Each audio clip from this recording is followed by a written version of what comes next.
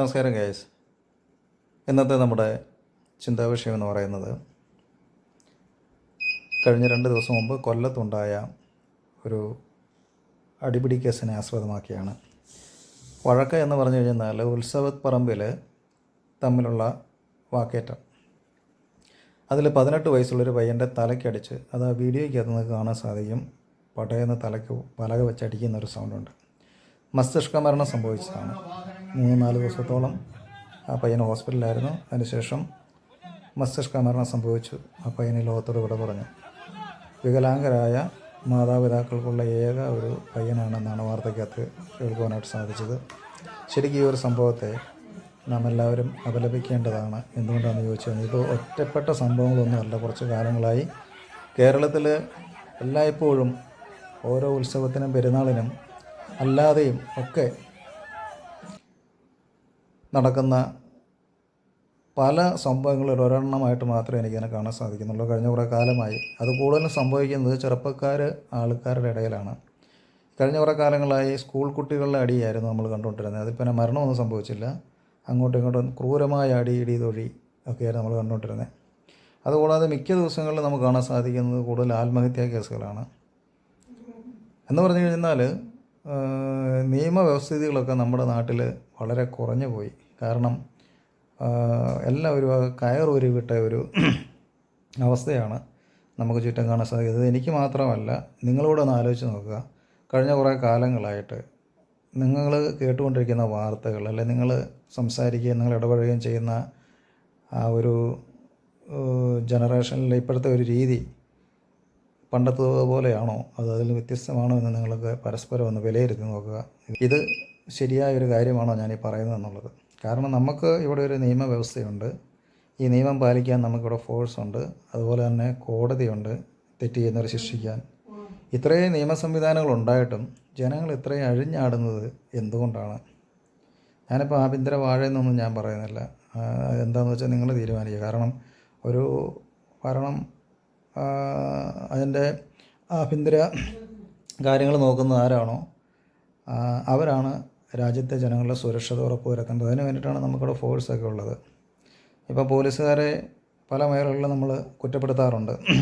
പോലീസിനെ എല്ലാ നിലയിലും കുറ്റപ്പെടുത്താൻ പറ്റത്തില്ല. കാരണം പോലീസ് മനുഷ്യനെ സഹായിക്കുന്നതിന് വേണ്ടിയിട്ടാണ് ഇങ്ങനെ ഫോഴ്സ് വെച്ചിരിക്കുന്നത്. അതിൽ കുറച്ച് ക്രിമിനൽസ് ഉണ്ട്. ക്രിമിനലായിട്ടുള്ള ആൾക്കാരെ നമ്മൾ അതിൻ്റെ രീതിയിൽ സംസാരിക്കുകയും അവരുടെ വില്ലത്തരങ്ങളെ എക്സ്പോസ് ചെയ്ത് കാണിക്കുകയൊക്കെ ചെയ്യുന്നതാണ്. എന്നാൽ നല്ലവരായ പോലീസുകാർ ധാരാളമുണ്ട് നമ്മുടെ സേനയിൽ. അവരെക്കുറിച്ച് ഒരു വാക്ക് എനിക്ക് പറയാതിരിക്കാൻ പറ്റില്ല. കാരണം കുറേ നാളുകൾക്ക് മുമ്പ് എൻ്റെ വൈഫ് അവരുടെ വീട്ടിൽ നിന്ന് പോകുന്ന സമയത്ത് പാലായ്ക്ക് ബസ്സിന് പോരുകയാണ്. ഞാൻ കോട്ടയത്ത് നിന്ന് വണ്ടിക്കാണ് വരുന്നത്. ഞാൻ വരുന്ന സമയത്ത് എൻ്റെ കാൽക്കുലേഷൻ അനുസരിച്ച് അവർ വരുന്നതിന് മുമ്പ് ഞാനവിടെ എത്തുമെന്നാണ് ചിന്തിച്ചത്. എന്നാൽ ഞാൻ വരുന്നതിന് നേരത്തെ അവർ പാലാ ബസ് സ്റ്റാൻഡിൽ വന്ന് 7:30 ഒക്കെ കഴിഞ്ഞപ്പോഴത്തേനും അവർ ബസ് സ്റ്റോപ്പിൽ വന്നു. ബസ് സ്റ്റാൻഡിൽ വന്ന സമയത്ത് ഞാൻ വിളിച്ചപ്പോൾ ഞാൻ എങ്ങനെയായാലും 10-25-30 മിനിറ്റെങ്കിലും എടുക്കും ഞാൻ അവിടെ എത്തിച്ചേരാനായിട്ട്. അപ്പോൾ അവളിനോട് പറഞ്ഞ് പേടിയാവുന്നുണ്ട്, പരിചയമുള്ള ആരുമില്ല, ഒരു സ്ത്രീകൾ പോലും സ്റ്റാൻഡിലില്ല. കൊച്ചിനാണെങ്കിൽ ഒരു 3 വയസ്സ് 3.5-4 വയസ്സൊക്കെ ഉള്ളൂ പ്രായം. ഇവർ 2 പേരുമുണ്ട്. പിന്നെ കുറേ പരിചയമില്ലാത്ത കുറേ ആണുങ്ങളാണ് അവിടെ നിൽക്കുന്നത്. പേടിയാകുന്നുണ്ട്. 1-2-3 ആണുങ്ങൾ അവിടെ ഉള്ളൂ എന്ന് പറഞ്ഞു. അപ്പോൾ ലാസ്റ്റ് ബസ് കണ്ട് 7:30 പോകാനുള്ള 7:30-8 ലാസ്റ്റ് ബസ് ഉണ്ടായിരുന്നു വൈകിട്ടിനുള്ളത്. അപ്പം അന്നിറങ്ങി പേടിച്ച് വിളിച്ച സമയത്ത് ഞാൻ പറഞ്ഞു, നീ പേടിക്കേണ്ട കാര്യമില്ല എന്ന് പറഞ്ഞിട്ട് പെട്ടെന്ന് ഞാൻ പാലാ പോലീസ് സ്റ്റേഷനിലേക്ക് ഗൂഗിളിൽ നമ്പർ എടുത്ത് പാലാ പോലീസ് സ്റ്റേഷനിലേക്ക് വിളിച്ചു. ഞാൻ പറഞ്ഞ പോലെ എൻ്റെ വൈഫ് കൊച്ചും അവിടെ പാലാ സ്റ്റാൻഡിൽ വന്ന് ഇറങ്ങിയിട്ടുണ്ട്. അവർ ഒറ്റയ്ക്കാണ് നിൽക്കുന്നത്. ഞാൻ വന്നുകൊണ്ടിരിക്കുന്നേ ഉള്ളൂ. വരാൻ താമസിക്കാൻ എനിക്ക് നിങ്ങളുടെ സപ്പോർട്ട് ആവശ്യമാണെന്ന് പറഞ്ഞു. അപ്പോൾ തന്നെ പോലീസിൽ എന്നോട് പറഞ്ഞ ഇങ്ങനെയാണ്, സാറ് പേടിക്കേണ്ട കാര്യമില്ല, പെട്രോളിങ്ങിനുണ്ട്, അവരെവിടെയാണെന്ന് ഞങ്ങൾ നോക്കട്ടെ എത്രയും പെട്ടെന്ന് ഞങ്ങൾ ആളെ അങ്ങോട്ട് അയക്കാം, പേടിക്കുകയും പരിഭവിക്കുകയും വേണ്ടെന്ന് പറഞ്ഞോളാൻ പറഞ്ഞു. പെട്ടെന്ന് തന്നെ അവർ പെട്രോളിനുള്ള പോലീസുകാരെ വിളിച്ചു. ഒരു 2-3 മിനിറ്റിനകത്ത് തന്നെ അവിടെ അടുത്ത് തന്നെ പെട്രോളിങ് പോലീസ് ഉണ്ടായിരുന്നു. പോലീസ് വണ്ടി സ്റ്റാൻഡിൻ്റെ അകത്തേക്ക് വന്നു. ഇവരുടെ അടുത്ത് വന്നു. അതിനുശേഷം ഫോണിലൂടെ പോലീസ് എന്നോട് സംസാരിച്ചു. അവർ തന്നെ KSRTC സ്റ്റാൻഡിൽ വിളിച്ച് ചോദിച്ചു, ലാസ്റ്റ് ബസ്സിൻ്റെ സമയം ചോദിച്ചിട്ട് എന്നെ തിരിച്ച് വിളിച്ചു, സാർ ഇങ്ങോട്ട് വരണ്ട, ഇവിടെ നിന്ന് വൈക്കത്തിന് ബസ്സുണ്ട്, ഞങ്ങൾ ബസ്സിനെ അവരെ കയറ്റി വിട്ടോളാം എന്ന് പറഞ്ഞ് അവർ 7:30-7:45 എപ്പോഴും ഒരു ബസ്സുണ്ടായിരുന്നു. ബസ്സിനെ അവരോട് നിന്ന് കയറ്റി വിട്ടു. അപ്പോൾ ഞാൻ ബസ് സ്റ്റോപ്പിൽ വന്ന് ഇവരെ കൂട്ടിക്കൊണ്ട് പോന്നു. ഞാൻ പറഞ്ഞതെന്ന് വെച്ചാൽ നമുക്ക് നല്ലൊരു ഫോഴ്സ് ഉണ്ട്, നമുക്കൊരു നല്ലൊരു സേനയുണ്ട്, നമുക്കൊരു ആവശ്യം വന്നു കഴിഞ്ഞാൽ നമുക്ക് അപ്രോച്ച് ചെയ്യാൻ പറ്റുന്നത്. എന്തിനാണ് ഞാൻ മരങ്ങാടിൽ പോലീസ് സ്റ്റേഷനിൽ ഒരു പ്രാവശ്യം ഇരിക്കുന്ന സമയത്ത് പെട്ടെന്ന് അവിടെ പോലീസ് സ്റ്റേഷനിലേക്ക് ഒരു കോൾ വന്നു. ഒരുത്തൻ ആത്മഹത്യ ചെയ്യാൻ പോവുകയാണ്. അവന് തോട്ടത്തിലേക്ക് കയറൊക്കെ ആയിട്ട് പോയിട്ടുണ്ടെന്നാണ് പറഞ്ഞത്. ഞാൻ അവിടെ നിന്ന് ഇരിപ്പുണ്ട് ഇവർ പറയുന്ന സമയത്ത്. പെട്ടെന്ന് ആ പോലീസുകാർ വെപ്രാളത്തായി, വനിതാ പോലീസൊക്കെ പെട്ടെന്ന് ഓടിച്ചെന്ന് അവരെ നമ്പർ എടുക്കുന്നു. പെട്ടെന്നൊരു അവരവരെ ഡ്യൂട്ടി ചെയ്യാൻ അവർ വളരെ ജാഗ്രതയോടെ. അന്നേരം ഞാൻ ഓർക്കുകയാണ്, നമുക്ക് നല്ലൊരു ഫോഴ്സാണല്ലോ നമുക്കുള്ളത്, ജനങ്ങളുടെ കാര്യത്തിൽ ഇടപെടാൻ നല്ലൊരു ഫോഴ്സ് നമുക്കുണ്ട് എന്നെനിക്ക് ചിന്ത തോന്നി. കാരണം എസ് ഐ അന്നേരം തന്നെ വിളിച്ചു, അവൻ്റെ ഒരു സ്വന്തക്കാരനെ വിളിച്ചിട്ട് പറഞ്ഞാൽ നീ ആ ഫോൺ കൊണ്ട് അവൻ്റെ കൊടുക്കുക, ഞാൻ സംസാരിക്കട്ടെ എന്ന് പറഞ്ഞ് രണ്ടാമത് പേര് തപ്പിപ്പിടിച്ച ഫോൺ. എന്നിട്ട് എസ് ഐ തന്നെ പറയണം, നീ അവിവേകമൊന്നും കാണിക്കരുത്, എൻ്റെ കുടുംബത്തെ പ്രശ്നം ഞാനൊന്ന് സംസാരിച്ചതല്ലേ, നീ അങ്ങനെ ചെയ്യരുതെന്ന് പറഞ്ഞാൽ വളരെ രീതിയിൽ അവർ തന്മയത്തോടെ സംസാരിക്കുന്നത് ഞാൻ ലൈവായിട്ട് കണ്ടതാണ്. അവിടെയുള്ള പോലീസ് ഓഫീസേഴ്സ് എല്ലാം പെട്ടെന്ന് അവരെല്ലാം അലർട്ടായി. പെട്ടെന്ന് തന്നെ പെട്രോളിൽ ഉണ്ടായിരുന്ന പോലീസുകാരനെ വിളിച്ചിട്ട് പറഞ്ഞ് ഈ പുള്ളി തന്നെ പറയാം, ഗോപ അങ്ങോട്ട് ചെല്ല്, അവിടെ ചെന്ന് ഇന്നൊരു വിഷയത്തിലാണ് നിൽക്കുന്നത്, അവരെ എങ്ങനെയും പിന്തിരിപ്പിക്കാൻ ഇപ്പോൾ വരികയാണെന്ന് പറഞ്ഞ് പോലീസുകാർ വളരെ ആത്മാർത്ഥമായിട്ട് പെരുമാറുന്നതൊക്കെ ഞാൻ കാണുവാനായിട്ട് ഇടയിൽ തീർന്നു. അപ്പോൾ എല്ലാ പോലീസുകാരെയും നമുക്ക് തെറ്റ് പറയാൻ പറ്റത്തില്ല. അപ്പം ഞാനിത് പറഞ്ഞു വന്നത് പോലീസിനെ പൊക്കി പറഞ്ഞതോ ഒന്നുമല്ല, പോലീസിൻ്റെ ഡ്യൂട്ടിയാണത്. എങ്കിൽ പോലും ഈ കുറച്ച് കാലങ്ങളായിട്ട് പോലീസുകാർക്ക് അവരുടെ ഡ്യൂട്ടി ചെയ്യാൻ പറ്റുന്നില്ലാത്തൊരവസ്ഥയായിട്ടാണ് നമുക്കത് കാണുവാൻ സാധിക്കുന്നത്. കാരണം പോലീസുകാർ അവർ നമ്മളെപ്പോലെ മനുഷ്യരാണ്, അവർ ജോലി ചെയ്യുന്നത്, അവർക്ക് മാസാമാസം EMI ഉണ്ട്, അവർക്കൊരു കുടുംബമുണ്ട്, അവരുടെ കുടുംബത്തിൻ്റെ പ്രാരാബ്ദമുണ്ട്, അവർ ജോലിയായിട്ടാണ് വരുന്നത്. പക്ഷേ അവരെ ജോലി ചെയ്യാൻ സമ്മതിക്കാത്തത് നമ്മുടെ അധികാരത്തിലുള്ള ആളുകൾ തന്നെയാണ്, രാഷ്ട്രീയ നേതാക്കന്മാർ തന്നെയാണ്. ഒരു സംഭവം ഉണ്ടായിക്കഴിഞ്ഞാൽ പോലീസുകാരെ അങ്ങോട്ട് ഇൻവോൾവ് ആക്കിയായിരിക്കും, അല്ലെങ്കിൽ ഒരു പ്രതിയെ പിടിച്ചു കഴിഞ്ഞാൽ അത് ഞങ്ങളുടെ ആളാണ്, ഞങ്ങൾക്ക് വേണ്ടപ്പെട്ട ആളാണ്, അതുകൊണ്ട് അതിൽ വലിയ ആക്ഷനൊന്നും എടുക്കണ്ട എന്ന് പറഞ്ഞുകൊണ്ട് തന്നെ പെട്ടെന്ന് പോലീസിനെ പിന്തിരിപ്പിക്കുന്ന ഒരു രീതിയാണ് നമ്മുടെ നാട്ടിൽ. ഇതും പലരിലൂടെ ഇടപെട്ട സമയത്ത്, പല സ്റ്റേഷനിൽ ഇരിക്കുന്ന സമയത്ത് ഞാൻ ലൈവായിട്ട് കണ്ടിട്ടുള്ള കാര്യമായതുകൊണ്ടാണ് ഞാനിത് പറയുന്നത്. കാരണം കഴിഞ്ഞ കുറേ കാലങ്ങളായി ഞാൻ മെഡിക്കൽ ഫീൽഡിലായിരുന്നു. മെഡിക്കൽ ക്യാമ്പും കാര്യങ്ങളൊക്കെ ജനമൈത്രി പോലീസുമായിട്ടും എക്സൈസുമായിട്ടും ഫയർഫോഴ്സുമായിട്ടും മറ്റ് സ്ഥാപനങ്ങളൊക്കെ ആയിട്ട് ചെയ്യുകയും ഇവരൊക്കെ ആയിട്ട് കൂടുതൽ ഇടപഴകുകയും ചെയ്തതിൽ നിന്ന് ഇവരുടെയൊക്കെ രീതികൾ കുറച്ചൊക്കെ നമുക്ക് അനുഭവിച്ചറിയാണ്ട് ഇടയായി തീർന്നു. അതിൻ്റെ പശ്ചാത്തലത്തിലാണ് ഞാനിങ്ങനെയുള്ള കാര്യങ്ങൾ പറയുന്നത്. ചുമ്മാ അതും ഇതും കേട്ടിട്ട് പറയുന്നല്ല, ലൈവായിട്ട് നമ്മൾ ഇതിൻ്റെ ഒത്തോടൊക്കെ കയറി ഇറങ്ങിപ്പോയ ഒരു വ്യക്തി ആയതുകൊണ്ടാണ് ഞാനിങ്ങനെ സംസാരിക്കുന്നത്. എക്സൈസിൻ്റെ തന്നെ ലഹരി മുക്ത പ്രോഗ്രാം എല്ലായ്പ്പോഴും കാണുന്നതാണ്. അതിനോടൊക്കെ അനുബന്ധിച്ച് മെഡിക്കൽ ക്യാമ്പൊക്കെ ചെയ്തിട്ടുള്ളതാണ്. അതുപോലെ റവന്യൂ ഡിപ്പാർട്ട്മെൻറ്റുമായിട്ട് ചേർന്നിട്ട് മെഡിക്കൽ ക്യാമ്പുകളൊക്കെ ചെയ്തിട്ടുള്ളതാണ്. അപ്പോൾ വീട്ടിലൂടെയൊക്കെ പോയെന്ന് എനിക്ക് മനസ്സിലായ കുറേ അനുഭവങ്ങളാണ് ഞാനീ പറയുന്നത്. അപ്പം പറഞ്ഞു വന്നതിൻ്റെ സാരം ഇതാണ്, ഈ ആക്സിഡൻറ്റ് ഇപ്പോൾ കുറച്ച് കാലമായിട്ട് വെട്ടും കുത്തും അടിയും ഇടിയും തൊഴിയും ചെറുപ്പക്കാരായിട്ടുള്ള പിള്ളേർ അഴിഞ്ഞാടുകയാണ്. മദ്യലഹരിയിൽ എന്തൊക്കെ ലഹരിയാണ് ഇവർക്ക് ഉപയോഗിക്കാൻ അതൊക്കെ അവർ ഉപയോഗിക്കുന്നുണ്ട്. വേണ്ടതായ രീതിയിൽ ഉള്ള ഒരു സ്ട്രിക്റ്റ് ആയിട്ടുള്ളൊരു ഒരു ഒരു ഒരു കാര്യം ഇവിടെ ഈ വേണ്ടപ്പെട്ട രീതിയിൽ ഇവർക്ക് ചെയ്യാൻ സാധിക്കുന്നില്ല. അതുകൊണ്ടാണ് ഇത്രയും കുത്തഴിഞ്ഞ രീതിയിൽ കാര്യങ്ങൾ നടക്കുന്നുള്ളതാണ് എൻ്റെ ഒരു അഭിപ്രായം. നിങ്ങൾ നിങ്ങളുടേതായ രീതി വിലയിരുത്തുക. ഇപ്പം നമുക്കൊരു നല്ല സേനയുണ്ടെങ്കിൽ ആ സേന കൃത്യമായ രീതിയിൽ അവർ പണിയെടുക്കുകയാണെങ്കിൽ, എക്സൈസ് ആയിക്കോട്ടെ പോലീസ് ആയിക്കോട്ടെ, ഇവർ കൃത്യമായ രീതിയിൽ ഇവർ ഡ്യൂട്ടി ചെയ്യാൻ അനുവദിക്കുകയാണെന്നുണ്ടെങ്കിൽ ഒരു പരിധി വരെ ഇത്തരത്തിലുള്ള അനിഷ്ട സംഭവങ്ങൾ ഒഴിവാക്കാൻ പറ്റുമെന്നുള്ളതാണ് എൻ്റെ ഒരു അഭിപ്രായം. ഇവരെ രാഷ്ട്രീയമായിട്ട് വിനിയോഗിക്കുമ്പോൾ സൊസൈറ്റിയിൽ വലിയ നാശമാണ് സംഭവിച്ചുകൊണ്ടിരിക്കുന്നത്. നിങ്ങളൊന്ന് ആലോചിച്ച് നോക്കുക. 18 വയസ്സുള്ള പയ്യനാണ്, അപ്പനും അമ്മയും വികലാംഗരാണ്, അവർക്കൊരു ഏക അത്താണിയാണ് പയ്യൻ. ആ പയ്യനാണ് കൊല്ലത്ത് ഒരുത്തൻ്റെ അടിക്ക് തലക്കടിക്കുന്നത്. വീഡിയോയ്ക്കകത്ത് കറക്റ്റായിട്ട് അവൻ്റെ അടിയുടെ സൗണ്ട് ഈ പോത്തിനെയൊക്കെ അടിച്ച് കൊല്ലുന്ന പോലെ സൗണ്ടാണ് ഒരു പയ്യൻ്റെ തലക്കെട്ട് അടിക്കുന്നത്. ഇത്ര മൃഗീയമായിട്ടാണ് മനുഷ്യൻ പെരുമാറുന്നത്. ഇവരെയൊക്കെ സപ്പോർട്ട് ചെയ്യാൻ ചില ആളുകളുമുണ്ട്, ചില വക്കീലന്മാരുണ്ട് ഇവരെയൊക്കെ ഇറക്കേണ്ട വീഡിയോ തെളിവ് സഹിതമാണ് ഇന്ന് സോഷ്യൽ മീഡിയയിൽ ഈ സംഭവം നടക്കുന്നത്. എനിക്ക് ഇപ്പോഴുള്ള ആൾക്കാരോട് പറയാനുള്ളത്, കൂട്ട ബഹളമോ അല്ലെങ്കിൽ അടിയോ ഇടിയോ തൊഴിയോ ഒക്കെ ഉണ്ടാകുന്ന ഒരു മേഖലകളിലേക്ക് നിവൃത്തി കൊണ്ട് ചെന്ന് കയറി കൊടുക്കരുത്. ഇനിയിപ്പോൾ ഒരു വഴക്കുണ്ടായി ഒന്നും തള്ളും കഴിഞ്ഞ് പോയി, ആ പയ്യനെ വഴക്കും പറഞ്ഞവർ പറഞ്ഞു തീർത്ത് പോയതാണ്. വീണ്ടും ഇവന്മാർ വിളിച്ചു വരുത്തി അമ്പലത്തിൻ്റെ പുറകിൽ നിന്ന്, സ്റ്റേജിൻ്റെ പുറകിലൂടെയോ നിന്നിട്ട് വിളിച്ചു വരുത്തി വീണ്ടും വാക്കുതർക്കം ഉണ്ടായ അടിയിലാണ് വടി വെച്ചടിച്ച് അല്ലെങ്കിൽ പല കഷ്ണം വെച്ചടിച്ച് അവൻ്റെ തലയടിച്ച് പൊട്ടിച്ച് ആ പയ്യൻ മരിച്ചത്. അപ്പം നിവൃത്തി ഉണ്ടെങ്കിൽ ഇങ്ങനെയുള്ള പൊതുവായിട്ടുള്ള അലമ്പ് കാര്യങ്ങളൊന്നും മനുഷ്യൻ ഒഴിവായി നിൽക്കുക. ചിഹ്നം വിളിച്ചും വെല്ലു വിളിച്ചും ചെന്നിച്ച് അവനും കണ്ട കഞ്ചാവും കള്ളുമായിട്ടായിരിക്കും നിൽക്കുന്നത്. അങ്ങോട്ടും ഇങ്ങോട്ടും പ്രകോപനം ഉണ്ടാകുന്നു. മാക്സിമം ജനങ്ങൾ പ്രകോപനങ്ങളിൽ നിന്ന് സ്വയമായിട്ട് എന്ത് ചെയ്യുക, ഒഴിഞ്ഞു പോവുക. ഓരോ കാര്യങ്ങൾ ഇടപെടുമ്പോൾ തീർച്ചയായിട്ടും നമ്മുടെ കുടുംബത്തെ ഒന്ന് ഓർക്കുക. ഇപ്പോൾ ചെറുപ്പക്കാർ പിള്ളേരാണ്, അവരെ സംബന്ധിച്ചുള്ള അവർക്ക് രക്തത്തിളപ്പിൻ്റെ പ്രായമാണ്, അവർക്ക് മുന്നും പിന്നും നോക്കാതെ എടുത്ത് ചാടുന്നൊരു പ്രായമാണ്. പിന്നെ ഇപ്പം എന്തൊക്കെ ലഹരികളാണ് ഉപയോഗിക്കുന്നത് നമുക്ക് അറിയത്തില്ല. അവരൊക്കെ ഉപയോഗിക്കുന്ന ലഹരിയുടെ ഒരു പിടുത്തവും ഇവരുടെയൊക്കെ ലൈഫിനെ സ്വാധീനിക്കുന്നുണ്ട്.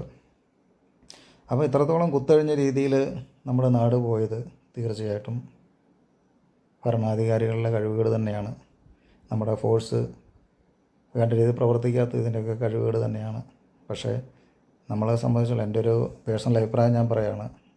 നമ്മൾ ഫാമിലിയായിട്ട് ഉള്ള സമയങ്ങളിൽ മാക്സിമം ഫാമിലിയായിട്ട് സ്പെൻഡ് ചെയ്യുക, അനാവശ്യമായ കൂട്ടുകെട്ടുകൾ ഒഴിവാക്കുക. നിവൃത്തി കണ്ട ആവശ്യമില്ലാത്ത ഉത്സവപ്പറമ്പിലും പള്ളി പെരുന്നാളിനൊക്കെ പോയി അനാവശ്യമായിട്ട് സമയം സ്പെൻഡ് ചെയ്യാതെ ഇപ്പം നല്ല നല്ല ഒത്തിരി കാര്യങ്ങളുണ്ട്. ഞാനിപ്പോൾ കുറച്ച് കാലമായിട്ട് ഇവിടെ ജിമ്മിൽ പോകുന്ന കുറേ ചെറുപ്പക്കാരെ കാണാനായിട്ട് തീർന്നു. ആ ചെറുപ്പക്കാർ അവർ കള്ളുകൂടിയില്ല, വീഡിയോ വലിയില്ല, ഒന്നുമില്ല. അവരവരെ തൊഴിലെടുക്കുന്നു. വൈകുന്നേരങ്ങളിൽ വന്നിട്ട് 1 മണിക്കൂർ 1.5 മണിക്കൂർ വർക്കൗട്ട് ചെയ്യുന്നു. വൈകുന്നേരം ക്ഷീണിച്ച് അവർ പോയി സുഖമായിട്ട് കിടന്നുറങ്ങുന്നു. രാവിലെ അവരവരെ ജോലിക്ക് പോകുന്നു. ഇത്തരത്തിലുള്ള കുറേ ആക്ടിവിറ്റീസ് ഇപ്പം നമുക്ക് ഉഴവൂർ ഏരിയയിലൊക്കെ ഞാനിങ്ങനെ നോക്കും കാണുന്നുണ്ട്. പല ഏരിയയിലും, അതായത് ഈ കുളത്തിൻ്റെ ഏരിയയിലും ഒക്കെ അവർ വർക്കൗട്ട് ചെയ്യുന്ന മെഷീനൊക്കെ പഞ്ചായത്തിൻ്റെ നേതൃത്വത്തിൽ പല സ്ഥലങ്ങളിൽ അവർ പിടിപ്പിച്ചിട്ടുണ്ട്. അപ്പോൾ വൈകുന്നേരങ്ങളിൽ പോയി ഇങ്ങനെ നടക്കുക. ഇപ്പം എന്താ ഗവൺമെൻറ് തന്നെ ടേക്ക് എ റെസ്റ്റ് പദ്ധതികളൊക്കെ ഉണ്ടല്ലോ. നമ്മുടെ ഇവിടെ മണ്ണക്കനാട് നാടുകുന്നേലുണ്ട്, അതുപോലെ തന്നെ കുറവലങ്ങാട്, മിക്ക ഏരിയയിലും നമുക്ക് ടേക്ക് എ ബ്രേക്ക് പദ്ധതികൾ കാണാം. അവിടെയൊക്കെ ഈ എങ്ങനെ എക്സസൈസ് ചെയ്യുന്ന ചില ഉപകരണങ്ങളൊക്കെ ഇപ്പോൾ ജപ്പാനിലും മറ്റു രാജ്യങ്ങളിലൊക്കെ പൊതുവേ ഇങ്ങനെയുള്ള ഫിസിക്കൽ ആക്ടിവിറ്റീസിനെ അവർ പ്രൊമോട്ട് ചെയ്യുന്നതാണ്. അപ്പം നമുക്ക് അങ്ങനെയുള്ള കുറേ ആക്ടിവിറ്റീസ് ക്ലബ്ബുകൾ അല്ലെങ്കിൽ എന്തായി നമുക്ക് ഇതുപോലുള്ള ജിംനേഷ്യം ഒക്കെ ഉണ്ടെന്നുണ്ടെങ്കിൽ പിള്ളേരെ അതിലേക്കൊന്ന് അട്രാക്റ്റ് ചെയ്യണം. ചെറുപ്പക്കാരായ പിള്ളേരെ ഈ കായികമായ കാര്യങ്ങളിൽ അവർക്ക് ട്രെയിനിങ് കൊടുക്കുകയും അവരെ അതിലേക്ക് ട്രെയിൻ ചെയ്തെടുക്കുകയാണെങ്കിൽ ഒരു പക്ഷേ ഇത്തരത്തിലുള്ള കാര്യങ്ങളിൽ നിന്നൊക്കെ ഒരു വിടുതലുണ്ടാകുമെന്ന് എൻ്റെ ഒരു സജഷൻ മാത്രമാണ്. പക്ഷേ എന്തോ കൈവിട്ടു പോയൊരു സമൂഹമാണ് ഇന്ന് കേരളത്തിലുള്ളത് എന്നുള്ള കാര്യത്തിൽ യാതൊരു സംശയവുമില്ല. ഇവരെ കരകയറ്റണം, അല്ലെങ്കിൽ നമ്മുടെ നാടിനെ എങ്ങനെ രക്ഷിക്കണമെന്നുള്ളത് നമ്മളിപ്പോൾ കുറേ സ്ഥാപനങ്ങളുണ്ടാക്കി അതിൻ്റെ കുറേ സംഭവങ്ങൾ എക്സ്പോസ് ചെയ്ത് കാണിച്ച് കുറേ രാഷ്ട്രീയ നേട്ടത്തിന് വേണ്ടി കുറേ ആൾക്കാർ കാണിക്കുന്നത് പോലെ നമ്മൾ കാണിച്ചിട്ട് യാതൊരു കാര്യമില്ല. ജനങ്ങൾക്ക് വേണ്ടി ഉപകാരമുള്ള കുറച്ച് കാര്യങ്ങൾ എന്ത് ചെയ്യുക, കുറേ പ്രോജക്റ്റുകൾ തയ്യാറാക്കി അത് വേണം നമ്മുടെ സമൂഹത്തിന് വേണ്ടി ചെയ്യാനായിട്ട്. ഇപ്പം ഞാൻ പറയാം, ക്യാൻസർ സെൻറ്റർ കുറേ ഉണ്ടാക്കിയിട്ട് കാര്യമില്ല, അല്ല കുറേ ഹോസ്പിറ്റലുകൾ ഉണ്ടാക്കുകയോ അതിനെ വികസിപ്പിക്കുകയോ. ഇപ്പം തിരുവനന്തപുരത്ത് ക്യാൻസർ സെൻ്റർ ഉണ്ട്, അതിനെ ഡെവലപ്പ് ചെയ്ത് അതുകൊണ്ട് കാര്യമില്ല. ക്യാൻസർ വരുന്നത് ഏത് വഴിയാണെന്ന് കണ്ടുപിടിക്കുക, ക്യാൻസർ വരാതിരിക്കാനുള്ള രീതികൾ. ഇപ്പം തമിഴ്നാട്ടിൽ നിന്നൊക്കെ വരുന്ന വിഷമടിച്ച പച്ചക്കറിയാണ് നമ്മളിവിടെ കൂടുതൽ ഉപയോഗിക്കുന്നത്. അതാണ് ക്യാൻസറെങ്കിൽ നമ്മുടെ ഇവിടുത്തെ കൃഷിയെ പ്രോത്സാഹിപ്പിക്കുക. നമ്മുടെ ഇവിടെ കുറവലങ്ങാട് കോഴയിൽ 100 ഏക്കർ സ്ഥലമുണ്ട് കൃഷി വകുപ്പിന്. എന്താണ് അതിൻ്റെ ലാഭവും നഷ്ടവും എന്നുള്ളത് വിലയിരുത്തി നോക്കുക. നമ്മുടെ പല ആളുകൾക്ക് ഇവിടെ സ്ഥലമുള്ള ആൾക്കാരുണ്ട്, 5-6 ഏക്കർ സ്ഥലമുള്ളവരുണ്ട്. എന്നാൽ പ്രോപ്പറായിട്ടൊരു കൃഷി രീതികളില്ല.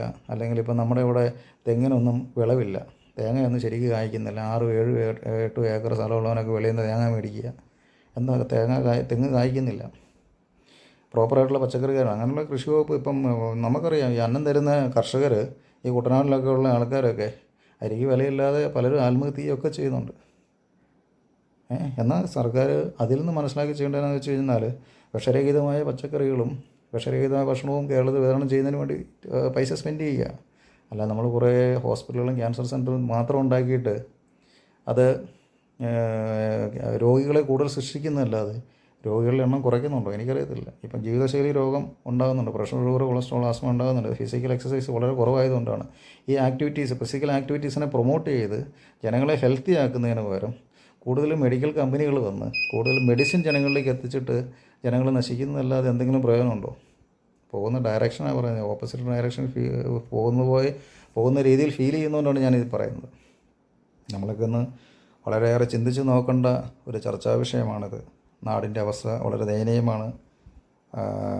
നമ്മളൊക്കെ ഇവിടെ നിൽക്കുന്ന ആളുകൾക്കുള്ള ഫ്യൂച്ചർ നമുക്ക് പറയാൻ പറ്റത്തില്ല. ഇവിടെ വളർന്നു വരുന്ന കുട്ടികൾക്ക് ഭാവി അവരെങ്ങനെയാവും എന്നൊന്നും നമുക്ക് പറയാൻ ഒന്നും മേലാത്ത അവസ്ഥയിലാണ്. കാരണം ഞാനൊരു കുടുംബസ്ഥനാണ്, ഞാനൊരു അപ്പനാണ്.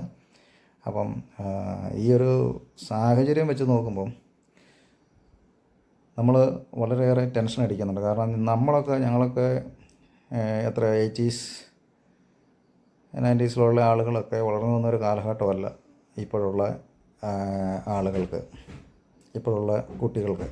അപ്പോൾ അത് വെച്ച് നോക്കുമ്പം തീർച്ചയായിട്ടും ടെൻഷൻ ഉണ്ടാകും. നമ്മളൊന്ന് ആലോചിക്കുക, കാരണവന്മാർ ജീവിച്ചിരിക്കുമ്പോൾ മക്കൾ മരിക്കുക എന്ന് പറയുന്ന ഒരു വലിയൊരു ദുഃഖമാണ്, അതീവ ദുഃഖകരമായൊരു കാര്യമാണ്. കാര്യം കൊല്ലത്ത് നടന്ന സംഭവം അത് നിസ്സാരമായ സംഭവമല്ല. കാരണം വികലാംഗരായ മാതാപിതാക്കളുള്ളപ്പം 18 വയസ്സുള്ളൊരു കുട്ടി വേറൊരുത്തൻ്റെ കൈക്ക് അടിമേടിച്ച് അവൻ മരിച്ചു എന്ന് പറയുമ്പോൾ ആ മാതാപിതാക്കളുടെ വേദന എത്രമാത്രം ഉണ്ടെന്നുള്ളത് നമ്മൾ മനസ്സിലാക്കുക. അതുകൊണ്ട് ഇന്ത്യയിലെ ഒരു പൗരൻ എന്ന നിലയ്ക്ക് എൻ്റെ മനസ്സിൽ നമ്മുടെ നാടിനെക്കുറിച്ചുണ്ടായ ചില വികാരങ്ങൾ, ചില ഫീലിങ്സ് ഞാൻ നിങ്ങളുമായിട്ട് ഷെയർ ചെയ്യുകയാണ് ഉണ്ടായത്. വളരെ ഖേദകരമായ സംഭവങ്ങളാണ് നമ്മുടെ നാട്ടിൽ നടക്കുന്നത്. ഇതിനെതിരെ ഇങ്ങനെയെങ്കിലും ഒന്ന് പ്രതികരിക്കാൻ സാധിച്ചാൽ ഞാൻ സന്തോഷവാനാണ്. വീണ്ടും കാണാം അടുത്ത വീഡിയോയുമായി. അതുവരേക്കും ബൈ ബൈ.